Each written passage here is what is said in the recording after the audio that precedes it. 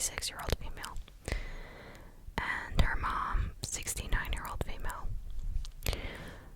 was diagnosed with kidney failure, most likely due to high blood pressure and type 2 diabetes, which was poorly controlled for years because she doesn't like doctors and didn't want to be a pill popper. She was told she had to go on dialysis 3 days a week, up to 6 hours a day, including travel time, while she was put on the kidney transplant waiting list, which takes years to find a match on average. She was firm that she did not want to be on dialysis and told me to give her one of my kidneys.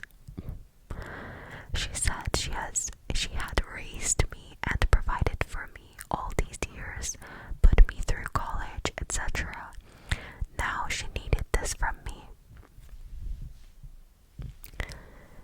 I don't know how to pronounce this, but it says filial piety, Filial piety, is very important to our culture. We are Chinese American. I was taken aback by this, but after thinking about it, I also thought it was the right thing to do based on my own values. I love my mom. I care about helping people. I was already signed up to be a deceased organ donor, Plenty of people live with only one kidney, so if I can give a kidney to save someone else's life, then I should, especially if it's a loved one. They make being a kidney donor sound very good in theory. People with only one kidney can live just as long as people with two. And if you ever need a kidney, you will get priority on the transplant list. What they leave out is you have to basically turn your life upside down after, because you now only have half the reserve. I had been completely healthy before, but only a year after the surgery, they found that my remaining kidney couldn't handle doing the work of two and was now also in the early stages of failing. I had built my life around food. I was working my dream job as a chef and ran a food travel blog as my main hobby. However, to protect my remaining kidney, I basically had to cut out meat, fat, and sugar from my diet, and limit salt to just 1 gram a day, which meant I had to quit my dream job, as a huge part of it was tasting the food I was serving. I don't have any other skills, so the only job I was able to get was as a secretary. Almost all of the food I can still eat is very bland, and when I do travel, I often have to bring my own food or survive on salads. In parentheses, it says, also, please don't lecture me about healthy restaurants. I went to culinary school. I can tell you that restaurant food is by definition not healthy. Even at vegan/self-built healthy restaurants, they still use high quantities of salt, sugar, fat, and umami to appeal to the primitive part of our brain that determines whether food tastes good or not. Meanwhile, only about 2 years after the transplant, the kidney I gave to my mom also failed. Oh my gosh. This is such a sad story. She would often not be taking immunosuppressants. This is the worst, you sacrifice so much for your mom and she's not even taking care of the kidney that saved her life.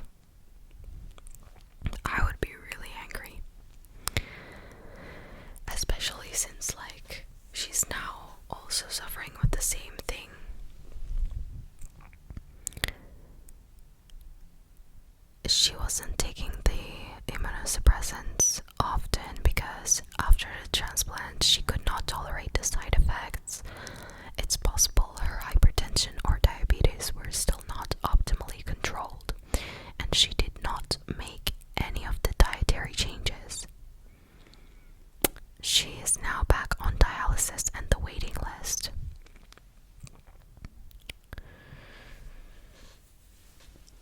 I'll probably get flack for this, but looking back, I cannot help but think it was not worth it. I mean, I agree. I bought my mom maybe 2 extra years at the cost of 30 years of my life or more that would have been free from worries about chronic health problems. I also lost my career, my main hobby, and my husband and I had been thinking about starting a family, but my doctor told me it would not be advisable for me to have children.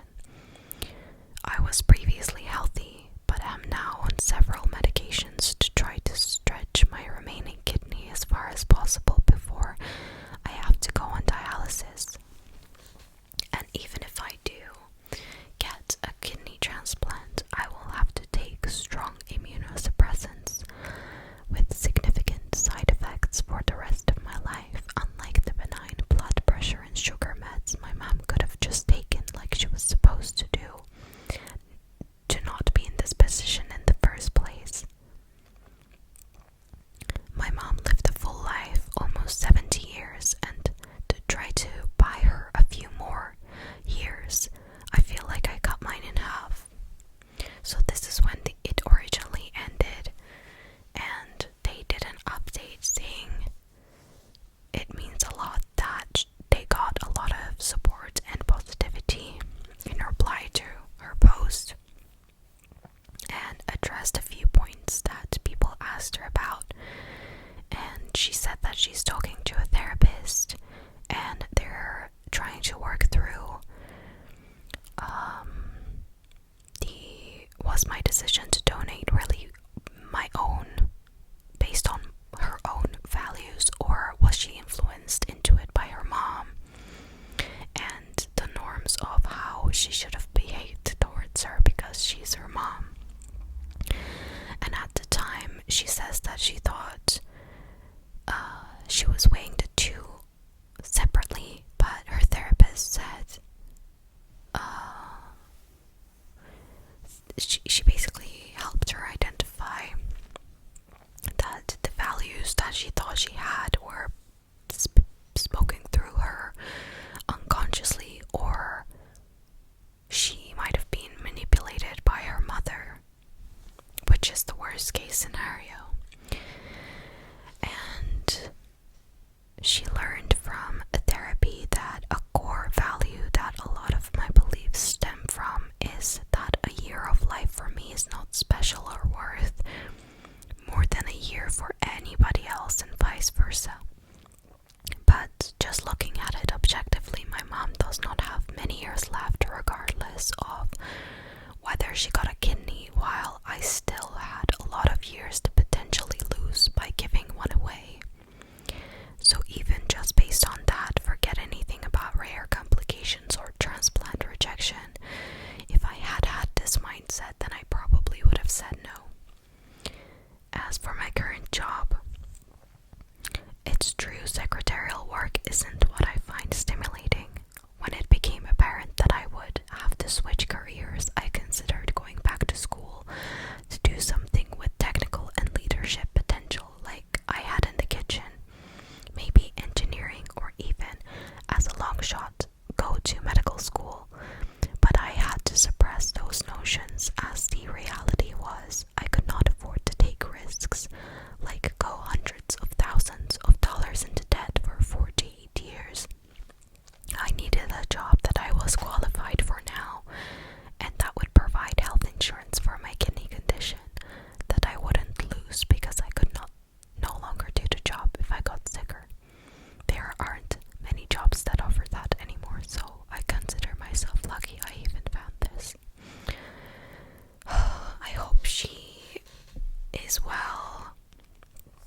this is some story.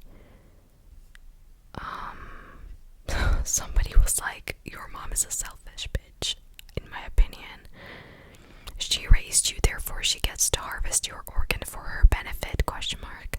A good parent would have said, I have lived 69 effing years. Don't you dare sacrifice a kidney for me. I made my life choice, and now I will take the consequences by going into dialysis a few times a week. Don't care what the culture says, that's selfish. I think so too. I can't imagine, like, why any parent would basically force their kid to give their organ up. Unless they're really manipulative and care about themselves so much. And also, like, she didn't even take care of it after the fact, so that also shows how much she appreciated it.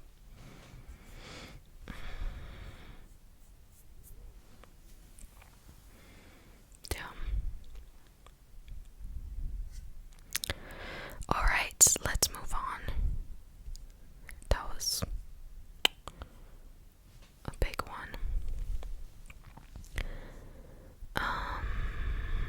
There was a silly one. Let's change the mood up because this is very, very weird. And the title is I Pretend to Be a Jelly Bean Sometimes.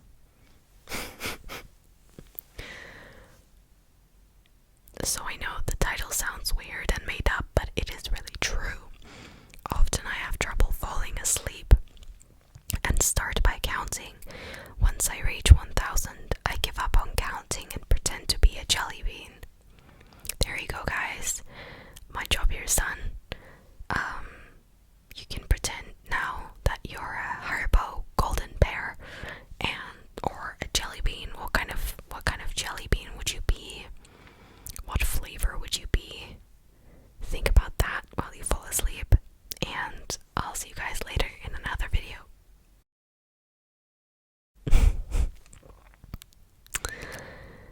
They are saying, I'm aware how strange this sounds and is, but I curl up into a ball facing my wall and pretend that I'm a pancake flavored jelly bean. That is in the curb of a busy street in New York at night while it's raining. I have no idea why this is calming to me, but it helps me fall asleep. The thing that is even stranger is that I feel that there is a grape jelly bean across the street longing for company, and I can't do anything about it because I am a jelly bean and I cannot move. Okay.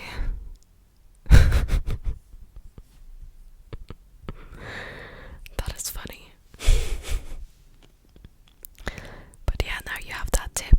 Pretend you're a jelly bean. Jelly bean.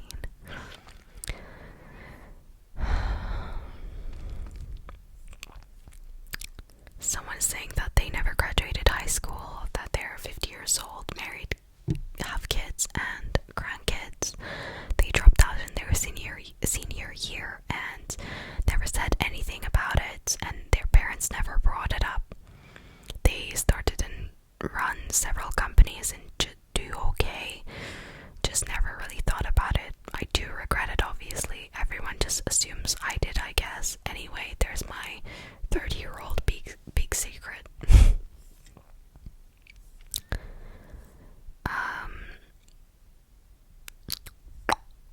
And the last one is about religion. The title is I Cannot Bring Myself to Believe in God. I was raised a Christian, went to church every Sunday. For the most part, I enjoyed it. I never understood Christianity, though. I was always questioning how it was even possible since I was 6 years old. I found it weird that God never just came down from heaven and said, hey guys, I'm real. If he wanted people to believe in him, why didn't he just come down and say hi?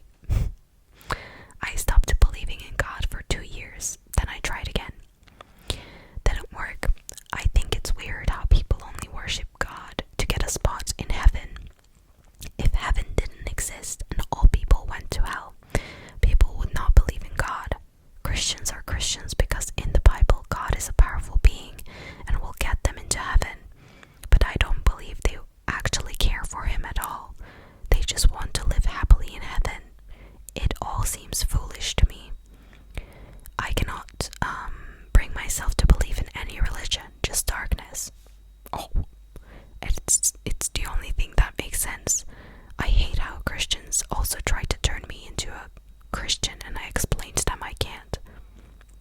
They give a whole lecture about how he's real and I'm not trying hard enough. Well, I don't care anymore. It's my life, and I fully believe that my beliefs are right, like everyone else. Stop forcing religion. I didn't really understand the just darkness part. Someone said, then don't. As someone who's been an atheist for years, I still think people have the right to believe whatever they want. Someone said, that's totally fine. I never grew up in a religious household nor went to church often, but I do believe in a higher power. It's human nature to question everything, including religion. I find the concept and sociology behind religion fascinating, but I don't identify with one. Someone said, I was raised in a very religious family, and God felt very real to me until I was an older teenager. I struggled with trying to believe for another 10 years.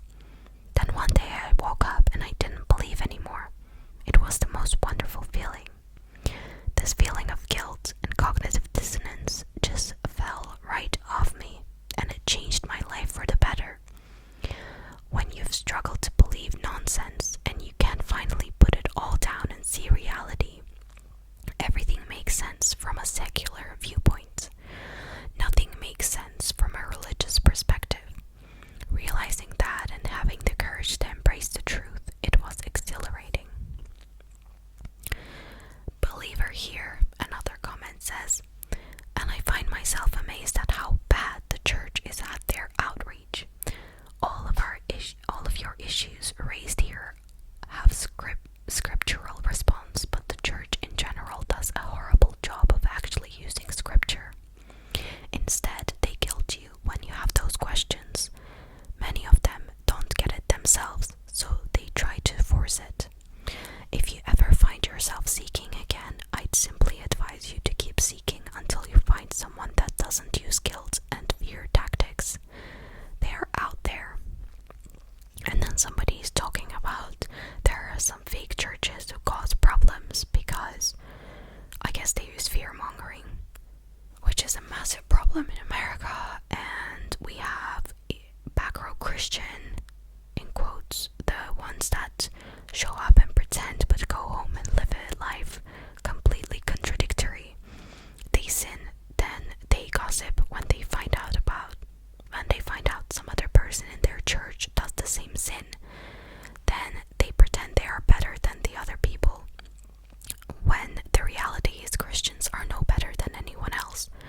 We're all sinners just as much as the next guy. Interesting.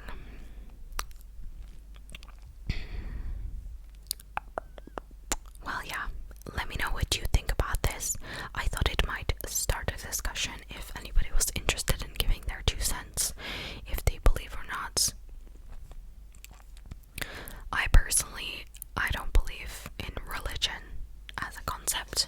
I believe that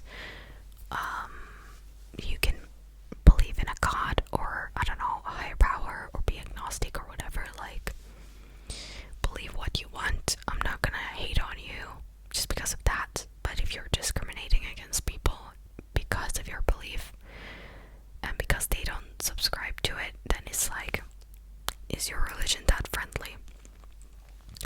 And I think I watch a lot of Christian girls. Actually, I watch a lot of Christian girls. I think America is still like very, very religious. I really like Mikhail Jansi, who is Christian, and she talks about it a